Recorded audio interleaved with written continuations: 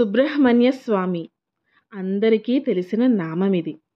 సుబ్రహ్మణ్య అని వినగానే ముసిముసి నవ్వులతో ముద్దులొలికే మందస్మితమూర్తి అయిన కుమారస్వామి బాల రూపంలో మన కళ్ళ ముందు ప్రత్యక్షమవుతారు.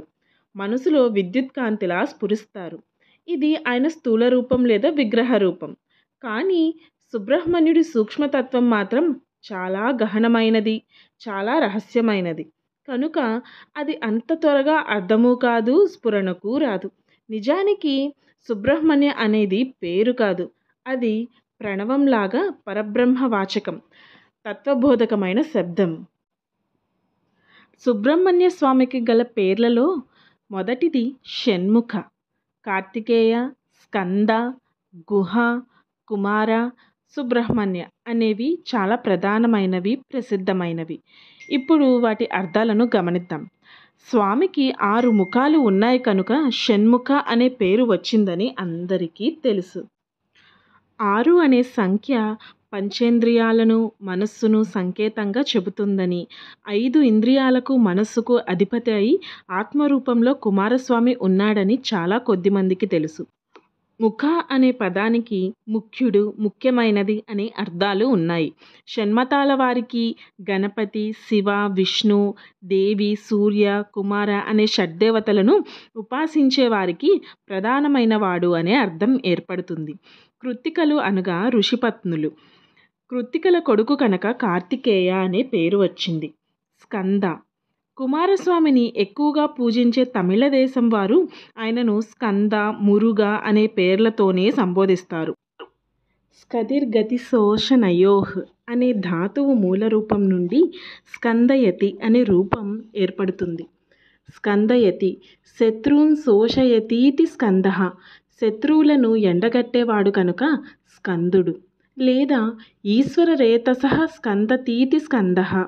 పరమేశ్వరుని రేతస్సు నుండి పుట్టినవాడు కనుక స్కందుడు అని 2 విధాలుగా అర్థం చెప్పవచ్చు. ఇవే కాక వాయురూపేణ శోషయతి, స్కందతి అమృత రూపేణ గచ్చతి. అమృత రూపంతో ప్రవర్తించేవాడు, వాయు రూపంతో శోషింపచేసేవాడు అనే అర్థాలు కూడా ఉన్నాయి. స్కంద అంటే ధర్మపదం, ధర్మ మార్గం అనే అర్థాలు కూడా ఉన్నాయి. భక్తులను ధర్మ మార్గంలో నడిచేట్టు చేసేవాడు అని అర్థం. శత్రువుల నుండి తన సైన్యాన్ని రక్షించుకుంటాడు కనుక గుహుడు అనే పేరు వచ్చింది. కొందరు పండితులు గుహ అనే స్త్రీలింగ శబ్దమే గుహ అనే పుంరూప శబ్దంగా మారిందని చెబుతారు. కుమారస్వామిని పరబ్రహ్మగా భావించి ధ్యానించేవారు మరియు కుండలిని రూపంగా ధ్యానించే యోగులు ఆయనను సుబ్రహ్మణ్య, గుహ అనే నామాలతో స్తుతిస్తారనేది స్పష్టమైన విషయం.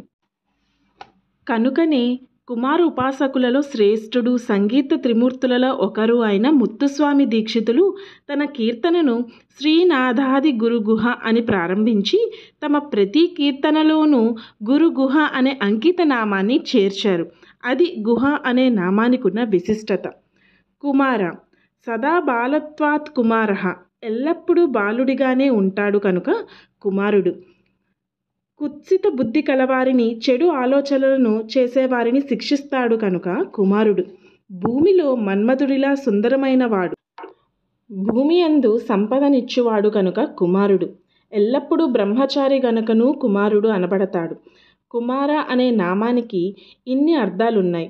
ఇవి కాక కుమార అనే నామం అంగారక అంటే మంగళ గ్రహాన్ని కూడా చెబుతుంది.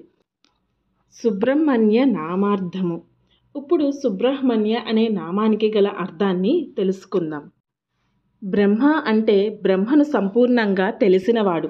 బ్రహ్మణ్యః అంటే బ్రహ్మజ్ఞానులలో ఉత్తమోత్తముడు. సుబ్రహ్మణ్యః అంటే శ్రేష్టమైన బ్రహ్మజ్ఞుడు అని అర్థం. కుమారస్వామి సుబ్రహ్మణ్యుడు కనుకనే సాక్షాత్తు పరమశివుడే ఆయన వద్ద మహావాక్యార్థాలను తెలుసుకున్నారు. బ్రహ్మణ్యులైన దేవతలందరిలోకి శ్రేష్ఠుడు సుబ్రహ్మణ్యుడు అంటే పరమాత్మ అని అర్థం. తపస్సు, వేదాలు, వేదాధ్యయనం చేసిన విప్రులు, జ్ఞానము వీటికన్నిటికీ బ్రహ్మ అని పేరు. కుమారస్వామి వీటన్నిటికీ హితాన్ని చేకూరుస్తాడు కనుక ఆయనకు సుబ్రహ్మణ్య అని పేరు.